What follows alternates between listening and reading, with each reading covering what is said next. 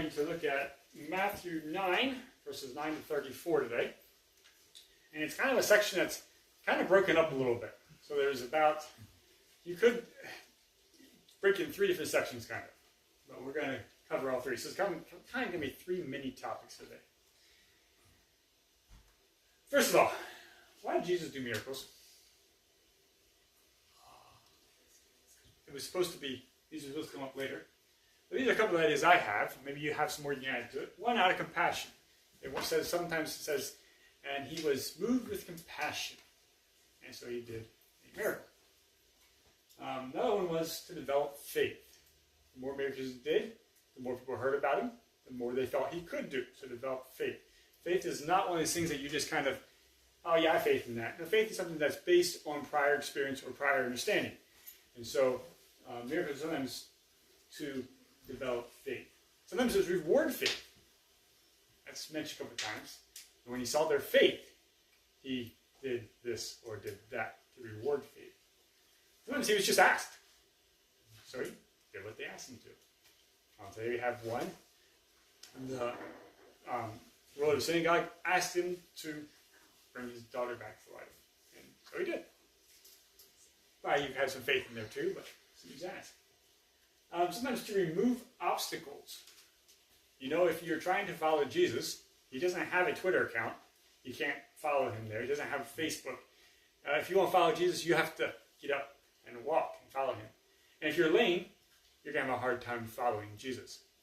Let's just say you're deaf. You're going to have a hard time hearing the words he has to speak. And if you're blind, you're probably going to trip and fall and get left behind. So sometimes he would follow, and sometimes he would do miracles to remove the obstacles that people had in following him. And then the last one is to reinforce teachings. A lot of times when he was bringing out a new teaching, it would be encapsulated with some miracles. Read after the Gospels sometime and see how many times that happens. Something that he says for the first time, he often encapsulates it with some miracles. Go ahead. Did he ever do miracles to fulfill prophecy? Yeah, I think there are some. I'm trying to think what they are offhand, but... Besides being raised from the dead. Right. Yeah, there would be a few. I'm trying to think what they are. Well, when John the Baptist came to him, or he sent his disciples to him, and they said, John wants to know if you are truly the Messiah. And he says, the lame speak, the blind, he goes through all this, and the poor have the gospel preached to them. That's a prophecy in the Old Testament. So yeah, you could say that all the miracles were there to fulfill prophecy as well. That's another good one. I didn't think of that one. Any other reason why Jesus did miracles? What ideas you have? Sorry. He can do it. He can do it, yeah. Because he could. Because he could. Yeah. Yeah. If he can do it, all this. Yeah. Yeah, so there's lots of reasons why Jesus did miracles. Next question, and I messed up my slide, so it's going to give you some of the answers I have. Why are the miracles recorded for us? So some of these back here, because he was asked, what does that matter to us? We're not in that. We're not in the Matthew account. Yeah, we can ask God for miracles today, but we're not in the Matthew account. We're not talking straight to Jesus' face. Yes, he hears us. But that one doesn't really apply. So that remove obstacles. We're not out walking behind Jesus in a literal sense like the lame men would have to. So that one doesn't really apply to us. So why were these miracles recorded? They obviously were recorded for a reason. So future generations would read these miracles and get something from them. Why are they recorded? Any thoughts on that? I'm going to ask the question before I put my answers up there. Well, the Bible is a historic piece of literature. And Okay. so when they mention all the witnesses, it kind of adds the historicity of it. Okay. So to add some evidence, some historicity of it. What other reasons? Because there were some that weren't recorded. Obviously there was. Sometimes it says that he did many other miracles. Signs and wonders. And we don't have those recorded. Why did he record the ones he did? It's proof that he's God. Okay. So evidence of his deity? Yeah. And show the example. Okay. I think it gives us people today kind of like an idea of what we can expect, maybe. Okay. Like we're not gonna be healed if we don't have faith, for example. Kind of like the mechanisms, maybe. Yeah. Not exactly. Okay, let's look at some of the things I thought. Develop faith is one. Again, to reinforce teaching. And we'll have that one a little bit today. To reveal Jesus as God, so I mentioned that one. And to reveal God's character. God is a healer. And to reveal his character. That's a couple of thoughts I have. And there's more if you thought about it, you could come up with. But when you read these miracles, it's not a bad idea to say, why did Matthew say this is one that's worth recording, but not all his others? Why did he pick this one? What is the purpose for him recording this one? Because Matthew is 28 chapters, fairly small pamphlet, about 3 years of somebody's life. You know there is a ton more stuff that could have been recorded and was not. So why did Matthew say this stuff deserves to be recorded? Jesus said, you're going to do better than me. Mm-hmm. So we can do miracles. That's one interpretation of that verse. Okay, we're going to read through some of this, and I'm going to kind of break up into 3 sections. This is the first one, the call of Matthew. Matthew is the author of the book, and he waits the whole way till chapter 9 to where he enters into the picture. Why? I don't know. You think the author would kind of put his 2 cents in, this is how I got to know him, and then go back and tell a story? No, he goes the whole way to chapter 9 before he enters into the picture. Verse 9, chapter 9. Is it fuzzy back there? No, It's fine. As Jesus passed on from there, he saw a man called Matthew sitting at the tax booth, and said to him, "Follow me." And he rose and followed him. And as Jesus reclined at the table in the house, behold, many tax collectors and sinners came and were reclining with Jesus and his disciples. And when the Pharisees saw this, they said to his disciples, "Why does your teacher eat with tax collectors and sinners?" But when he heard, he said, "Those who have no needs of a physician, those who are well have no need of a physician, but those who are sick. Go and learn what this means. I desire mercy and not sacrifice, for I came not to call the righteous, but sinners." Okay, a couple things. First, he saw a man called Matthew. Anybody know what Matthew's other name is? Levi, it names him something different. That's somebody else. Levi. Sons of Zebedee, that's a different disciple. Matthew is the son of Alphaeus. It states in, I think it's Mark. There's one other disciple that is also called the son of Alphaeus, and that is James the Less. And I'll have that in the next slide. Were they the same sons of the same Alphaeus? Or are they sons of the same Alphaeus? We don't know. Some people think they may have been brothers. Some think that Alphaeus may be a kind of like a family name, and they may be cousins or distant cousins. Maybe they're 2 different Alphaeuses and they're not related, or not close to related. Does that mean they were Greek? No, they were not. But that is interesting because Alphaeus tends to be a Greek name. So why is there a Greek name in the hidden away regions of Galilee? Seems a little odd. And one of the disciples was a Canaanite too. He was from Cana. It does not necessarily mean he was a Canaanite. I think he was a Jew, but he was from Cana, which is a town. He said, "Get up," and he said, "Follow me." And he rose and followed him. Again, I'll have some of the stuff in the next slide. We can go back over again. But Matthew possibly had the greatest to lose by following Jesus. You know, when he forsake his post, he walked away from ever being able to do tax work again. No, never again, when he left, never again would he win the contract to get to be a taxman. So how they worked is if you want to be a taxman in the city of Cana, you would bid on it.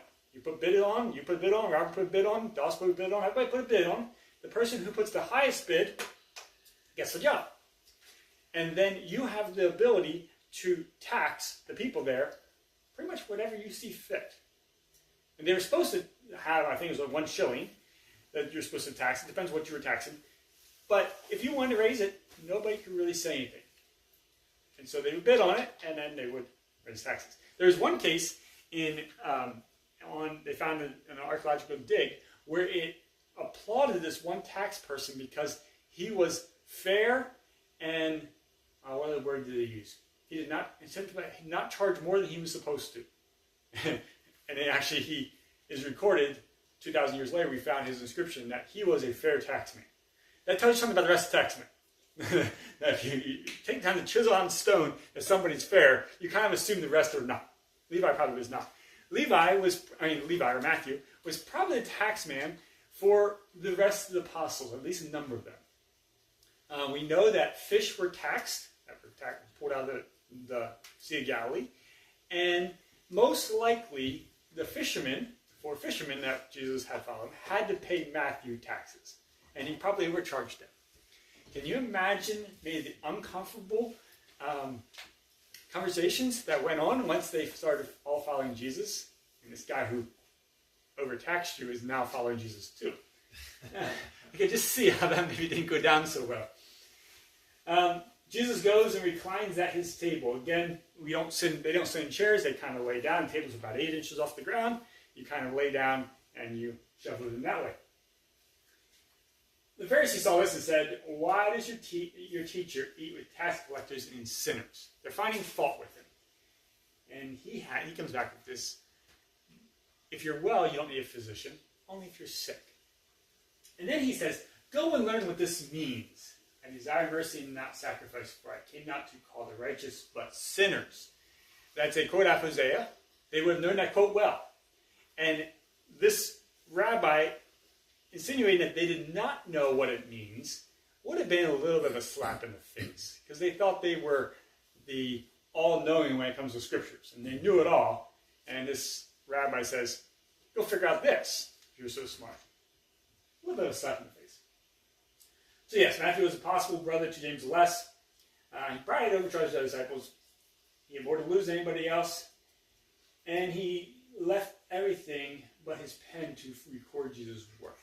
And that's kind of maybe a little bit of a word picture. He left behind the money, he left behind the fame, he left behind the status, but he took his pen. Probably very good possibility. He was the only one that could read and write of the disciples. Took his pen and he recorded Jesus' actions and words. I like that, because the one thing that he could use, be it small, be it big, he brought with him. He recorded Jesus' teachings. Okay, next section.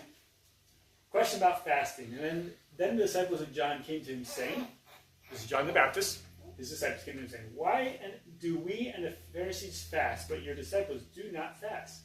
And Jesus said to them, "Can the wedding guests mourn as long as the bridegroom is with them?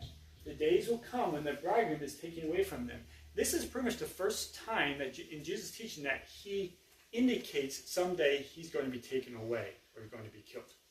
Kind of the first time that comes up.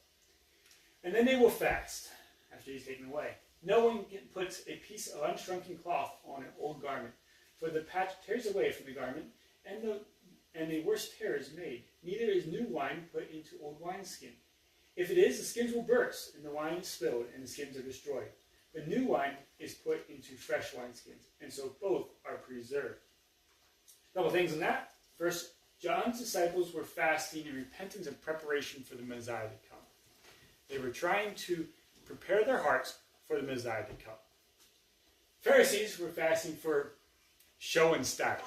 That's probably maybe there was some Pharisees who were fasting because they were trying to get close to God, but for the most part, it was a political class. They were just trying to show off that they were the professional holy men, and everybody look at them. Jesus was bringing a new entity into existence called the church. He talks about the cloth and the wineskins. He's saying, "I am bringing something new." He's not focused simply on outward repentance, like John's disciples were, or status, rather to focus on inward repentance and a status as a new creature. Those who follow Jesus become new creatures. We are new. We are not simply a reformed old person. We're following Satan. Now we've reformed ourselves. the same person, but we're following Christ. No, we become new creatures. All old things have passed away. Because behold, all things have become new. It says in the text, we are new creatures, and because of that, we are not we're not as downtrodden as John's disciples were, where they were hoping and praying for something better. We have now participated in that something better. We could go on to that. Well, I'm not going to. We're going to keep going. Then we get to some miracles. Now, when you have miracles, look what's around, because there's probably something there that he's trying to catch our attention. I actually like the Mark account of this better, but since we're in Matthew, we're going to read the Matthew account. And just Mark depicts it a lot better, I believe. When he was saying these things to them, behold, a ruler came and knelt before him, saying, my daughter has just died. In the Mark account, it says, my daughter is sick unto death. Mark says. But come and lay your hand on her, and she will live. Jesus rose and followed him with his disciples. And behold, a woman who had suffered from a discharge of blood for 12 years came up behind them, and touched the fringe of his garment. For she said to herself, if I only touch his garment, I will be made well. Jesus turned and seeing her, said, Take heart, daughter, your faith has made you well.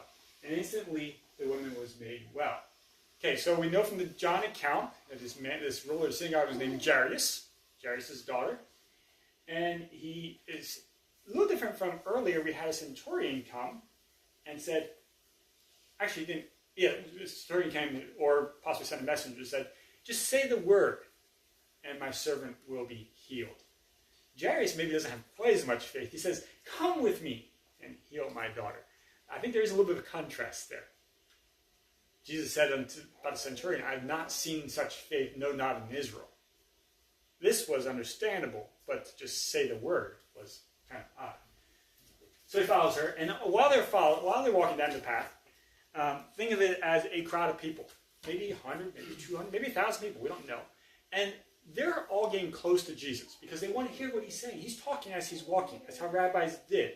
They would walk and talk, and they explain things as they're walking. So they're all crowded around. It's maybe almost like a tight mob trying to catch a word from the master. And all of a sudden, this woman who is unclean, discharge of blood, she should not be touching anybody because she's unclean, according to the law, came up and says, well, I'm just going to touch the tassels. You know how Jewish people often wear tassels? They did back then too. A little tassel. I'm just going to touch the fringe of his garment, the tassel of his garment, and I will be made clean. Yes, I'm pushing things a little bit, but I'm not going to touch him. I'm just going to touch the tassels. Probably she was a little embarrassed about her situation, and that may be also why she didn't come up to him and ask for healing. Again, she has a mechanism in place. The centurion said, say a word. Jairus says, come. She says, if I can touch this tassel. Maybe they all, and especially Jairus and the woman here, maybe they have an idea of there's a little bit of magic going on here. And if I can do the magic just right, I'll be healed. I think there may be some of that. And Jesus stops. And in the Mark account, it says, and he stopped. And he says, who touched me? And the disciple says, Ohini, who touched you? You see this whole mob of people around you. Who touched you? You see, they were following Jesus so close that as soon as he stopped, the crowd didn't stop. And they all kind of bump, some bumper cars. They all step into each other, and then they back up a little bit. Who touched me? And he's saying, of course people are touching you. They were following Jesus that close that they were touching him. You know, we have a bubble. All right, stand up. Stand up. Stand up. How close is it comfortable for me to talk to you? Say stop when I get closer. When I get close enough, that's a good distance. Is this a good distance? That's a good distance. That's a good distance. You know, some people have a different bubble. Yeah. I would probably be like this. Mm-hmm. Some people, they walk like this, and I'm thinking, ugh. It's like you're backing up and backing up and backing up. You sit down. They probably did not have as big of a bubble as we tend to today, especially post-COVID. We tend to, our bubbles have actually stretched out post-COVID for some reason. Their bubble was pretty close. Who touched me? Why did Jesus call her out? You know, she was embarrassed. And so she didn't want to be made a scene of. Why did Jesus talk to her? Because he felt some righteousness leave him or something? Yeah, but he knew who it was.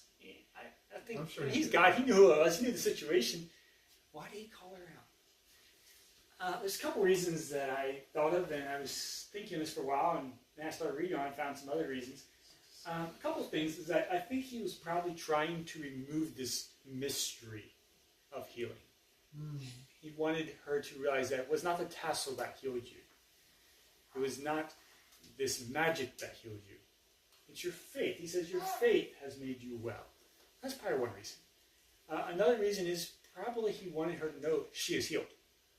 You know, if he didn't say it to her, she might not know she's healed for a couple days. But now she knows, leaving, she's healed. There's no doubt in her mind. She wanted to have a private faith. No, Jesus says, have a public faith. Let everyone know who your God is and who your faith is in. Don't keep it hidden. There's a couple things I thought of. See if I got everything covered there. Yeah. Yes. Faith is more than just wishful thinking. Faith is acting upon a belief that you have. And she had faith to reach out and touch his garment. Jairus had faith to go and ask him. It's not just wishful thinking. They were confident when they did this that Jesus would heal them. And then Jesus calls her daughter. That's kind of an endearing term. I don't think he uses it very often other times. There's a few other times, I think there's 2 or 3 other times that he uses that term and calls somebody daughter. But this, he does. I think there's a little bit of a special relationship here. He sees her shyness. He sees her timidness. And he's reaching out and calling her daughter. You're part of my family. I think that's kind of powerful. So they keep on going. And when Jesus came to the ruler's house and saw the flute players in the crowd making commotion. So somebody dies, you have to have mourners. Special mourners that are hired to come in to mourn. In the Mishnah it says that for your wife, you should have no less than 2 flute players and 1 wailing woman. That's your wage. Even it doesn't matter how poor you are, you at least hire that many. So they would hire mourners to come in and wail and cry and let everybody know how much this person is missed. So they saw flute players in the crowd making a commotion, and he said, "Go away, for this girl is not dead, but sleeping." And they laughed at him. But when the crowd had been put outside, he went in and took her by the hand. The girl arose, and the report of this went throughout all that district. So he put out these professional mourners and the people that were laughing at him. And you have to think that maybe if they were wailing one moment and laughing at him the next, it was just for profit. There wasn't really a deep sorrow by the mourners. They were just professional criers. They got paid for this. And so as soon as the object of their mourning said it was going to disappear, they broke out in laughter. And it just seems a little irreverent to me, but that's what happens. So Jesus dismisses them all, goes in, and heals her. And it says in Mark that she got up and she ate. Kind of a sign that this is not just a spirit that's raised, but there is the actual body and spirit raised. Well, the next one, Jesus heals 2 blind men. And as Jesus passed on from there, 2 blind men followed him, crying aloud, "Have mercy on us, Son of David." And when he entered the house, the blind man came to him. Entered the house. This is outside. Interesting. They followed him inside. The blind man came to them, and Jesus said to them, "Do you believe that I am able to do this?" And they said to him, "Yes, Lord." And when he touched their eyes, saying, "According to your faith, be it done to you." And their eyes were opened, and Jesus sternly warned them, "See that no one knows about this." And they went away and spread his fame throughout all the district. How do they know they had faith? First of all, he said, "Do you believe I can do this?" They said, "Yes, Lord." We talked about the names of God different time. That's an interesting use of that word. Yes, Lord. They're calling him the Messiah there. They see him for who he is. He touched their eyes, saying, according to your faith be it done to you. If you have the faith, you will be healed. And they are healed. So it's obviously they had the faith. Evidence of here. And then Jesus warned them. He does this different times. Don't tell anybody. It's like, right. I've been walking around blind for the last 10 years. And all of a sudden I can see, and somebody asks me, what happened? Oh, I'm not going to tell you. Right. Everybody knows this is going to be, it's going to get out. But Jesus certainly wanted to see that no one knows about this. But they went and spread his fame abroad throughout the district. And they all found out about it. One of the things that often happens after when he tells somebody, don't tell anybody, and they do tell it, a lot of times hard times come for Jesus shortly after that. So he has good reason for wanting to keep it quiet. The next one, Jesus heals a man unable to speak. And they were going away, behold, a demon-oppressed man who was mute. Important word here. And I'll get to that in a little bit. Was brought to him. And when the demon had been cast out, the mute man spoke. And the crowds marveled, saying, neither was anything like this seen in Israel. But the Pharisees said, he cast out demons by the prince of demons. This was a hopeless situation, according to their thinking. A demon-possessed man is mute. The rabbis taught that in order to do an exorcism, get a demon out of a person, you had to have that person reveal the demon's name. And if the person revealed the demon's name, then they could tell that demon to get out by his name. But this is a hopeless situation because the person can't talk. How is he going to reveal the demon's name if he can't talk? No rabbi is going to take this case on. Hopeless. And when the demon had been cast out, the mute man spoke. Again, backwards. Demon leaves, and then the mute man speaks. According to rabbis, the demon-possessed man is supposed to speak, and then the demon can go. So it's backwards. He's turning their world upside down, turning upside down what they believed and what they thought was true. So the Pharisees have to come up with an answer. What options do they have? A demon-possessed man is cast out. They're trying to figure out, they're trying to find ways to discredit Jesus, as he's just some nobody that goes around talking, and the miracles aren't really true, and it's just a figment of your imagination. What options do they have here? They know it happened. They can see it happen. They know they couldn't do anything about it. And so they took up this idea that he casts out demons by the prince of demons. He's casting out Satan because he is Satan, or he's a higher realm in Satan's world. And he's really not following God. He's just trying to look like he's a follower of God, follower of Yahweh, when really his power comes from Satan himself. You could say this is an ultimate conspiracy theory. It turns something totally upside down and comes up with a illogical explanation. That's a perfect example of a conspiracy theory right there. Yes, the rabbis thought they need the possessed person to reveal the name of the demon in order to do the exorcism. Jesus does it backwards. When it was done, everybody said, nobody, listen, that happened before. How did this happen? And then the Pharisees usually see the obvious, so they come up with a conspiracy. Okay, moving into discussion. Are you on, or you okay with it? You got low on, you're fine. Okay. A couple of things we can talk about. How do we limit Jesus in our lives? You see a number of people who limited Jesus today. The ruler said, if you come with me, my daughter will be healed. Limiting Jesus that he could not heal from a distance. The woman said, if I touch the hem of his garment, then he can heal me. A number of other people limited Jesus. The Pharisees limited Jesus.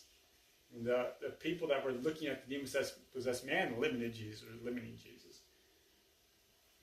How do we limit Jesus in our lives today? That's one thing we think about. Matthew. I really like Matthew. Probably because my middle name is Matthew. I mean, that has something to do with it. But Matthew is probably my favorite book in the Bible. Unless it's Genesis. That's probably Matthew. He walked away from his life as a tax collector. There was probably no option to fall back on. when he walked away from that, he was enemies with everybody, his family and everybody of his people. They didn't like him anymore because he had joined the Romans. The Romans didn't like him anymore because he forsook his post and was not giving them money anymore. When he walked away from that table, he walked away as a nobody. He had no backup plan. The other disciples probably all had a backup plan. We know some of them did. Peter said after Jesus was crucified, he says, let's go fishing. He had a backup plan. If this doesn't work out, I'll go back to fishing. Matthew had no backup plan. And he still turned and followed Jesus. Do we have a backup plan? Are we just trying this out? Or are we totally invested in following Jesus? That's something to think about. You know, most people look at Peter and say, and they want to kind of be like Peter, especially young men. They kind of put themselves in Peter's shoes. Not too many people put themselves in Matthew's shoes. Some do, but not so much. He kind of plays the back end of the role. He's not really out front. He's not one of the special apostles, disciples. He's simply in the back, writing things down. That's Matthew's role. But he played it well. And we have a book written by him. So, yeah, I'll turn it over to Fabian. You can discuss anything you want, but those are some questions I thought might be worth discussing.